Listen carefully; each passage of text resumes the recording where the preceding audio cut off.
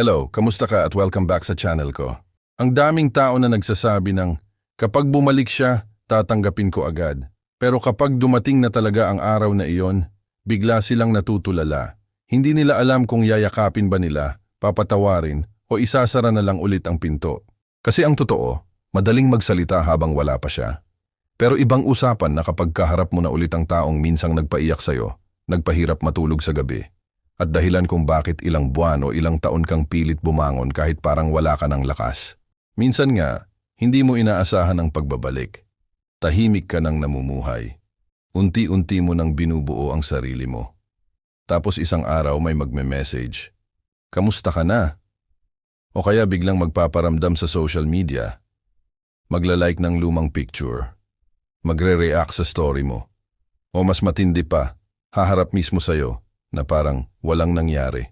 At doon nagsisimula ang tunay na laban. Hindi laban para makuha siya ulit. Hindi laban para patunayan na mahal mo pa rin siya. Ang tunay na laban ay kung paano mo iingatan ang sarili mong matagal mong binuo matapos kang masaktan.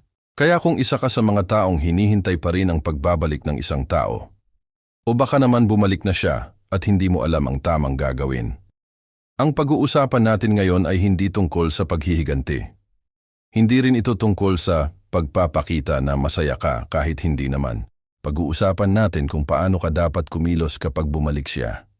Paano manatiling kalmado. Paano hindi maging alipin ng emosyon. At higit sa lahat paano pipiliin ang sarili mo nang hindi kinakailangang magalit o manakit ng kapwa. Alam mo may kasabihan na nagsasabing, hindi lahat ng bumabalik ay para manatili. May mga bumabalik lang para subukan kung pwede ka pa rin nilang balikan. Masakit pakinggan, pero maraming beses nang nangyari iyan. May isang lalaki na halos 2 taon niyang hinintay ang dating nobya. Araw-araw niyang iniisip na sana bumalik ito. At nang dumating nga ang araw na iyon, halos hindi na siya makapaniwala. Humingi ng tawad ang babae. Sinabing nagkamali siya. Sinabing ikaw pa rin pala ang mahal ko. Alam mo ang ginawa ng lalaki? Wala muna. Hindi siya agad sumagot, hindi siya agad nakipagbalikan, hindi dahil nagyayabang siya, hindi dahil gusto niyang magpahirap, kundi dahil natutunan niyang ang isang desisyon na ginawa habang mataas ang emosyon ay kadalasang pinagsisisihan sa huli. Iyan ang unang bagay na dapat mong gawin kapag bumalik siya. Huwag mong hayaang emosyon ang unang magdesisyon. Normal lang nakabahan ka. Normal lang na bumalik lahat ng alaala. Yung unang date ninyo, yung mga tawanan, kahit pati mga pangakong hindi natupad, biglang sariwa ulit sa isip mo. Pero tandaan mo ito, ang alaala ay hindi ebidensya na nagbago na ang tao. Magkaiba ang nostalgia at katotohanan. Minsan namimiss lang natin ang pakiramdam, hindi talaga ang tao. Parang paborito mong lumang bahay. Kapag naalala mo, ang ganda sa isip mo. Pero kapag binalikan mo, sira na pala ang bubong. May tagas na at hindi naligtas tirahan. Hindi porke maganda ang alaala ibig sabihin maganda pa rin ang babalikan. Kaya kapag bumalik siya, huminga ka muna. Hindi kailangang sagutin agad ang tawag. Hindi kailangang mag-reply sa loob ng 5 segundo. Hindi kailangang makipagkita kinabukasan. Bigyan mo ng pagkakataon ang isip mo na mauna bago ang puso mo. Kasi ang puso madaling maawa, ang isip marunong magtanong. At minsan, ang mga tanong ang magliligtas sa atin. Bakit siya bumalik? Ano ang nagbago? Ano ang dahilan kung bakit ngayon lang?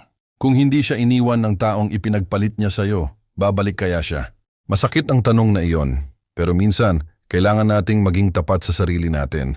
Dahil ang taong tunay na nagsisisi, hindi lang humihingi ng isa pang pagkakataon. Pinapakita niya kung bakit karapat-dapat siyang bigyan nito. At doon pumapasok ang isa pang mahalagang bagay. Huwag mong tingnan ang salita, tingnan mo ang kilos. Napakadaling magsabi ng nagbago na ako. Kahit sino kayang sabihin niyan. Pero ang tunay na pagbabago hindi ipinagmamalaki, nakikita. Kung dati mabilis siyang magalit, marunong na ba siyang makinig? Kung dati puro pangako lang, marunong na ba siyang tumupad? Kung dati nawawala kapag may problema, marunong na ba siyang manatili kahit mahirap? Kasi tandaan mo ito, ang bibig kayang magsinungaling. Pero ang ugali, mahirap magpanggap ng matagal. May kilala akong matandang mag-asawa na halos 50 taon ng kasal. Tinanong sila minsan kung ano ang sikreto nila. Ang sagot ng lalaki, hindi kami tumingin sa matatamis na salita. Mas pinili naming obserbahan kung paano kami tratuhin araw-araw. Napakaganda ng sagot na yon. Hindi naman kasi relasyon ang nabubuo sa matatamis na chat. Nabubuo ito sa paulit-ulit na respeto, tiwala at tamang pagtrato. Kaya kung bumalik siya at gusto niyang magsimula ulit, huwag mo agad sukatin ang pagmamahal niya sa mga sinasabi niya. Sukatin mo ito sa consistency. Pareho pa rin ba ang effort pagkatapos ng ilang linggo? Pareho pa rin ba ang respeto kapag hindi kayo magkasundo? Pareho pa rin ba ang pag-aalaga kahit wala ng excitement ng pagbabalikan? Diyan mo makikita kung seryoso ba talaga ang tao o nalungkot lang siya sa buhay kaya naalala ka. Alam mo, maraming tao ang bumabalik hindi dahil ikaw ang pinili nila. Bumabalik sila dahil wala nang ibang pagpipilian. At magkaiba ang dalawang yon. Ikaw ba ay choice o convenience? Mahirap tanggapin ang tanong na iyan, pero mahalagang itanong. Dahil kung convenience ka lang, aalis din siya kapag may nakita na naman siyang mas convenient. Pero kung choice ka, pipiliin ka niya kahit maraming dahilan para umalis. Kaya huwag kang matuwa agad dahil lang bumalik siya. Mas mahalagang malaman kung bakit siya bumalik. At higit sa lahat, kung ang pagbabalik niya ba ay magdadala ng kapayapaan sa buhay mo o ibabalik lang ang sakit na matagal mo nang nilampasan. May isang simpleng payo ang mga matatanda na hanggang ngayon ay napakalalim pa rin ng kahulugan. Huwag mong buksan ang pinto dahil lang may kumakatok. Silipin mo muna kung sino ang nasa labas. Ganon din sa puso. Hindi lahat ng gustong bumalik ay dapat papasukin agad. Minsan, ang pinakamagandang paraan ng pagmamahal sa sarili ay ang paghintay. Hindi dahil pinapahirapan mo ang kabilang tao, kundi dahil pinoprotektahan mo ang taong matagal mong binuo pagkatapos niyang sirain. At iyon ang bagay na hindi dapat mawala sa iyo kahit kailan. Alam mo kung ano ang isa sa pinakamalaking pagkakamali ng maraming tao kapag bumalik ang dating minahal nila.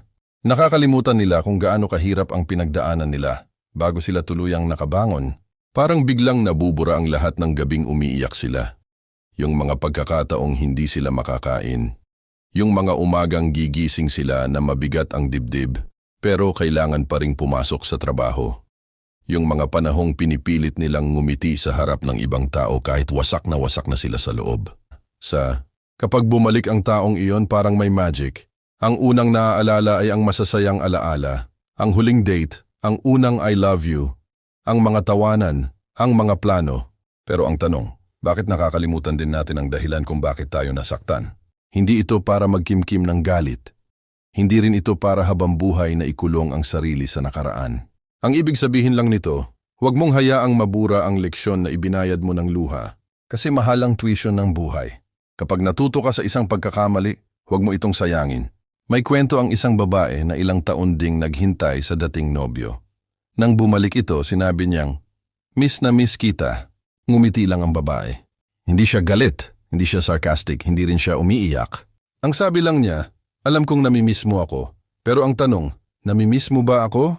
O namimiss mo lang kung paano kita minahal? Napakatahimik ng lalaki. At doon niya napagtanto na magkaiba pala ang dalawang iyon. Maraming tao ang bumabalik dahil namimiss nila ang comfort na binigay mo. Namimiss nila na may nag-aalala sa kanila. May naghihintay. May umiintindi. May nagpapatawad. Pero hindi ibig sabihin noon na handa na silang ibalik ang parehong pagmamahal na ibinigay mo noon. Kaya huwag kang matakot magtanong. Hindi masamang magtanong. Sa katunayan, mas nakakatakot ang tumanggap ng walang malinaw na usapan. Kung gusto niyang bumalik, alamin mo kung ano ang natutunan niya habang wala siya. Ano ang nagbago? Ano ang dahilan kung bakit ngayon lang siya bumalik? Ano ang gagawin niya para hindi na maulit ang dati? Kapag ang sagot ay puro pangako pero walang malinaw na pananagutan, mag-isip ka. Ang taong totoong nagbago, hindi takot aminin ang mali niya. Hindi niya isisisi sa stress. Hindi niya isisisi sa ibang tao. Hindi niya sasabihin, ganito lang talaga ako. Dahil ang taong seryoso marunong umako ng responsibilidad. Isa pa, huwag mong kalimutang tingnan kung ano ang nangyari sa sarili mo habang wala siya. Kasi baka sa sobrang focus mo sa pagbabalik niya, hindi mo napansin kung gaano ka nakalayo. Dati, ikaw ang laging naghahabol. Ngayon, marunong ka nang respetuhin ang sarili mo. Dati, konting chat lang niya, nawawala na ang tampo mo. Ngayon, alam mo nang hindi sapat ang salita lang. Dati natatakot kang maiwan. Ngayon alam mong kaya mong maging masaya kahit mag-isa. Hindi ba malaking pagbabago iyon? Huwag mong sayangin ang growth na pinaghirapan mong maabot. Minsan kasi ang taong bumabalik ay hindi na bagay sa bagong version mo. Hindi dahil masama siya, kundi dahil iba ka na. Parang lumang sapatos. Dati ka siya sayo. Ngayon kahit pilitin mong isuot masikip na, hindi kasalanan ng sapatos. Lumaki ka lang. Ganon din sa buhay. May mga taong naging parte ng paglalakbay mo pero hindi na sila para sa destinasyon mo. At ayos lang iyon. Isa pa sa dapat mong tandaan, huwag mong gawing proyekto ang pagbabago ng isang tao. Maraming relasyon ang nasisira dahil sa linyang, babaguhin ko siya. Hindi. Trabaho niyang baguhin ang sarili niya. Trabaho mong protektahan ang sarili mo. Kapag ikaw na naman ang gagawa ng lahat, ikaw na naman ang iintindi, ikaw na naman ang mag-a-adjust, tanungin mo ang sarili mo. Relasyon ba ang binabalikan mo? O responsibilidad? Ang pagmamahal ay hindi dapat parang trabaho na ikaw lang ang laging overtime. Dalawa ang bumubuo ng relasyon. Dalawa ang nag-aalaga. Dalawa ang lumalaban. Kung isa lang ang kumikilos, mapapagod talaga. May isang matandang lalaki ang nagsabi ng napakagandang linya. Sabi niya, kapag may basag na tasa, pwede mo pa itong idikit, pero huwag mong kalimutang may bakas pa rin ng pagkabasag. Napakaganda ng mensaheng yon. Oo, may mga relasyong na ibabalik. May mga taong totoong nagbabago. May mga pusong natututong magmahal ng tama, pero hindi iyon nangyayari dahil lang sa gusto ninyo. Nangyayari iyon dahil parehong pinaghirapan. Kaya kung bumalik siya, huwag mong isipin na obligasyon mong tanggapin siya. At huwag mo ring isipin na obligasyon mong tanggihan siya. Ang obligasyon mo ay gumawa ng desisyong hindi mo pagsisisihan. Desisyong nagbibigay ng kapayapaan, hindi lang kilig. Desisyong nagbibigay ng respeto sa sarili, hindi lang pansamantalang saya. Dahil sa huli, ang tunay na pagmamahal ay hindi lang tungkol sa kung sino ang bumalik. Mas mahalaga kung ang pagbabalik ba niya ay nagdala ng mas maayos na buhay para sa inyong dalawa. At kung hindi, huwag kang matakot piliing ipagpatuloy ang direksyong matagal mo nang sinimulang lakaran. May isang bagay na bihirang pag-usapan pero napakahalaga. Hindi lahat ng pagbabalik ay regalo. Minsan ang pagbabalik ay pagsusulit. Pagsusulit kung natuto ka na ba talaga. Pagsusulit kung kaya mo nang piliin ang kapayapaan kaysa sa pamilyar na sakit. Pagsusulit kung ang pagmamahal mo sa sarili ay mas malakas na kaysa sa takot mong mawalan ng kasama. Kaya kapag bumalik siya, huwag mong tanungin agad ang puso mo kung mahal mo pa ba siya. May mas mahalagang tanong. Mas mahal ko na ba ang sarili ko ngayon? Kapag ang sagot ay oo, mas magiging malinaw ang lahat. Hindi ka na madaling malinlang ng matatamis na salita. Hindi ka na matatakot na maghintay. Hindi ka na mapipilitang tanggapin ang isang sitwasyong alam mong masasaktan ka lang ulit. Kasi ang taong marunong magmahal sa sarili, hindi naghahanap ng taong kukumpleto sa kanya. Naghahanap siya ng taong hindi sisira sa katahimikang matagal niyang binuo. At napakalaking kaibahan yon. Noong bata pa tayo, akala natin ang tunay na pag-ibig ay iyong hindi sumusuko. Habang tumatanda tayo, saka natin naiintindihan na ang tunay na pag-ibig ay marunong ding huminto kapag wala ng respeto. Marunong lumayo kapag paulit-ulit na ang panluloko. Marunong magsara ng pinto kapag alam nang wala ng magandang mangyayari. Hindi yung pagiging selfish. Pagiging wise iyon. Isipin mo ang isang hardin. Kung may halaman na ilang beses mo nang diniligan pero puro tinik lang ang ibinibigay sa'yo, hanggang kailan mo iyon aalagaan habang nalalanta ang ibang magagandang halaman sa paligid? Minsan kailangan mong tanggapin na hindi lahat ng itinanim ay mamumunga at hindi lahat ng minahal ay nakatakdang makasama habang buhay. Hindi ibig sabihin na sayang ang pagmamahal mo. Lahat ng ibinigay mong pagmamahal ay humubog sa pagkatao mo. Tinuruan ka nitong maging matatag, maging maingat, at higit sa lahat kilalanin ang halaga mo. Kung sakaling piliin mong bigyan siya ng isa pang pagkakataon, siguraduhin mong hindi ito dahil natatakot kang mag-isa. Piliin mo siya dahil nakita mong pareho na kayong nagbago. Pareho na kayong marunong makinig. Pareho na kayong marunong umako ng pagkakamali.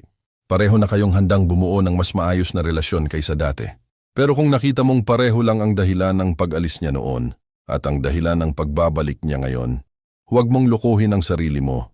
Ang taong hindi natuto kahapon, malaki ang posibilidad na uulitin niya bukas ang parehong pagkakamali.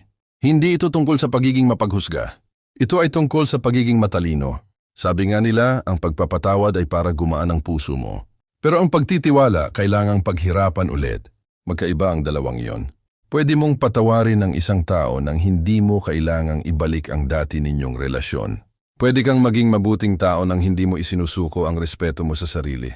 At walang masama roon. Sa totoo lang, minsan ang pinakamagandang sagot ay hindi oo. Hindi rin hindi. Kundi hayaan muna nating patunayan ng panahon dahil ang oras ang pinakamagaling magsabi kung sino ang seryoso. Kapag lumipas ang mga buwan at pareho pa rin ang effort, pareho pa rin ang respeto, pareho pa rin ang katapatan, doon mo makikitang may tunay na pagbabago. Pero kung nawala ulit siya sa unang problema, ibig sabihin hindi talaga siya bumalik para manatili. Bumalik lang siya dahil may kailangan. Kaya huwag kang matakot mawala ng taong hindi kayang pahalagahan ang halaga mo. Mas matakot kang mawala ang sarili mo habang pilit mong inililigtas ang isang relasyong matagal nang nalunod. Sa huli gusto kong iwan sa iyo ang simpleng paalala. Kapag bumalik siya, huwag mong isipin na ito ang huling pagkakataon mong maging masaya. Hindi lang iisang tao ang pinanggagalingan ng kaligayahan. Mas malawak ang buhay kaysa sa isang relasyon. Mas marami ka pang pangarap na maaabot. Mas marami ka pang taong makikilala. Mas marami ka pang pagkakataong mararamdaman ang pagmamahal na hindi mo kailangang ipaglimos. Kaya piliin mo ang desisyong magpapatahimik sa puso mo kahit lumipas na ang maraming taon. Dahil ang tamang tao, hindi lang marunong bumalik. Marunong siyang manatili. Marunong siyang rumespeto. Marunong siyang panindigan ang mga salitang binibitawan niya. At tandaan mo ito, kaibigan. Hindi nasusukat ang halaga mo sa taong umalis o bumalik. Ang halaga mo ay hindi kailanman nabawasan dahil lang may hindi nakakita nito. Ikaw pa rin ang taong karapat dapat mahalin, respetuhin, at pahalagahan. Kung may natutunan ka sa video na ito, ibahagi mo rin sa comments ang iyong karanasan. Baka ang kwento mo ang magsilbing lakas ng loob ng ibang taong kasalukuyang dumaraan sa parehong sitwasyon. At kung gusto mo pa ng mga ganitong usapan tungkol sa pagmamahal, respeto sa sarili, at mga aral sa buhay, huwag kalimutang i-like ang video at mag-subscribe sa channel. Marami pa tayong pag-uusapan na makakatulong sa iyo na maging mas matatag, mas kalmado, at mas matalino sa bawat desisyong gagawin mo. Hanggang sa muli, alalahanin mo ito. Hindi mo kailangang habulin ang taong paulit-ulit kang pinapaalis sa sarili mong kapayapaan. Ang tamang pagmamahal ay hindi ka ilalayo sa pinakamahusay na bersyon ng sarili mo. Ito ang tutulong sa iyong mas lalo itong mabuo. Ingatan mo ang puso mo, pero huwag mong kalimutang gamitin ang isip mo. Dahil kapag magkasama ang dalawa, mas magiging magaan ang bawat hakbang mo sa buhay.